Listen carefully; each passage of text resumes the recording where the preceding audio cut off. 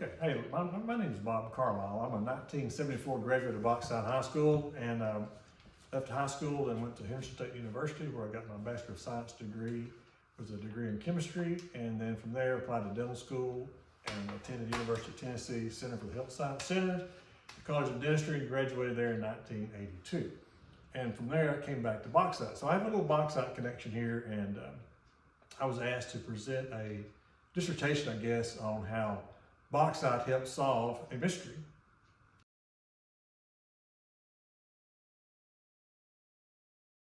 And we're going to talk about bauxite teeth. Now, this mystery had a big impact on the world in regard to public health. So bauxite teeth are pretty familiar with bauxite teeth, and this is a photograph, a little bit out of focus here, but this is what bauxite teeth look like. Now, these are teeth that have this brown mottled appearance. The enamel's dark. The teeth are very, very healthy, and we call this fluorosis or mottled enamel. Let's talk about that. But before we hit a foundation on what teeth are all about. So teeth are made up of 4 parts. I'll try to make this kind of quick. There are 4 parts. You got your enamel, the outer layer of the crown, the dentin, the cementum that covers the root, and the pulp. The pulp has the nerves and the blood vessels and whatnot. But you got your crown covered by the enamel and so forth. So the enamel is the structure that goes on the outside of the tooth. That's what you normally think of when you see a tooth. It's very, very hard. It's very mineralized, and it's made out of hydroxyapatite rods and crystals. So the adults were fine. The children had the brown stains. And so, like, why are the adults not involved? What's going on? Something is happening. Well, in my opinion, I think back in 1900, people were moving out west, maybe, and the adults were raised as a child somewhere else, but the native children on that area were there, living, eating, drinking, whatever, and then they developed this mottled enamel. So it's the native children that have the brown stains, not the adults. Well, he got a break in about 1909 when Dr. G.V. Black, who, if you know anything about dentistry, like some of us do, Dr. G.V. Black was considered the father of modern dentistry. He did a lot of research on cavity preparations, designs, retention. He is a dental guy, okay? So he finds interest, he gets a little interest in this, on this mottled dark enamel with these really, really hard teeth. So the first break Dr. McKay got was when Dr.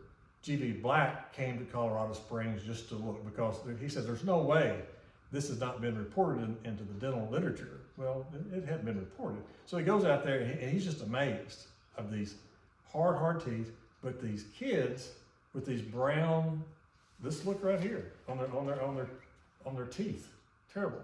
So he goes, you know, this is a deformity of children, but if it just stayed as a deformity of children, that's not very, it's inconsequential. But this is reality a deformity of an adult. Dr. Churchill, who is the H.V. Churchill, was the head chemist for Alcoa. He knows it's going to be a disaster if people link aluminum with brown teeth. So he gets some water samples. He has better instruments at that time compared to Dr. McKay over in Colorado Springs. So he analyzed the water. All right, bingo, man, fluoride's out the roof. Lots and lots of fluoride. There are, I think he said 14 or 15 parts per million in this naturally occurring water. 15 parts per million of fluoride in the water. And he said that's crazy, that cannot be true.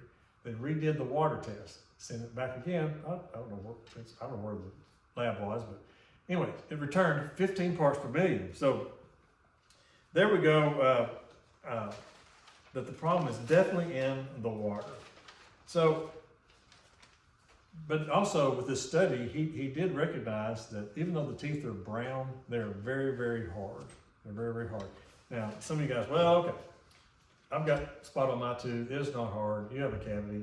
Okay, this is not a cavity. There's a big difference between a dental caries versus this look right here.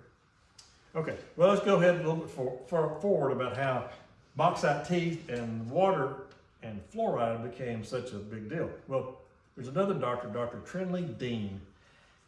He did an analysis of fluorosis and how much fluoride is in the water and how much benefit it gives to the tooth, meaning if you give a whole lot of fluoride, you've got a very hard tooth, but it is very brown. And on this other hand, you give very, very little or no water, and you have a more brittle tooth, because as the tooth developed, this is what happens, as the tooth develops, the fluoride displaces the hydroxyl group, like I said a while ago. Well, if you have no fluoride, you don't have that, you have that weaker hydroxyapatite, and it is more susceptible to the acids that are produced by the sugars that the bacteria metabolizes. That's a different story about why you have acids. But anyway, you want to keep your pH above 5.5. So he does all this study, and he comes up with this graph and saying, okay, no fluoride, a lot of decay. Whole bunch of fluoride, brown teeth, but somewhere in the middle, and it gets a 0.1 part per million, you don't have any more brown discoloration, but you still have the strengthening of the enamel. He goes, aha, there it is. It's 0.1. You understand? Bauxite had 15 parts per million, and Dr. Dean, with his Dean scale, says the optimum is 0.7 to 0.1. Okay, very good. So now, Grand Rapids, Michigan comes around, and they start doing a public study on adding fluoride to water. And then along 1950 comes around, and we've got the American Dental Association endorses putting fluoride in toothpaste at the 0.1 or thereabout parts per million, and adding fluoride to the water municipalities. So that was in about 1950 or so forth. That all became the results of this study at Grand Rapids, Michigan. So, and then from here on out, we all know that we have fluoride in our toothpaste. We have fluoridated toothpaste. We have fluoride rinses. We have topical fluorides to keep that cementum as you get older. You have these drier mouths, a lot of acid produced, and so that's pretty important too. But anyway, the addition of fluoride to our toothpaste and water has been a big boom to decrease the amount of oral diseases in all of us. So I'd like to point out that because of bauxite and its contributions with the water, and Alcoa's expertise in analysis of water, that the link was connected between too much fluoride versus just the amount of fluoride, and that has helped eradicate a lot of dental disease in America and worldwide. So the Center for Disease Control, the CDC, rates water fluoridation in the water system in their top 10 public health measures. Top 10. That's pretty important. The incidence of caries has gone way, way down, and it's all because of the fluoride. So let me conclude by saying that bauxite teeth, this little tooth right here, and we have a diagrams here at bauxite. We're in the museum. That's not very good.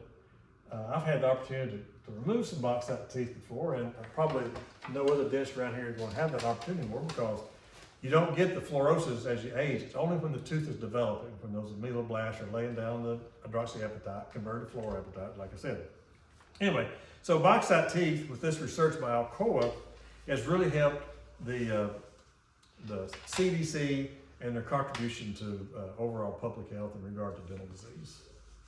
I appreciate this chance to talk to you. It's been very interesting, and thank you for your time.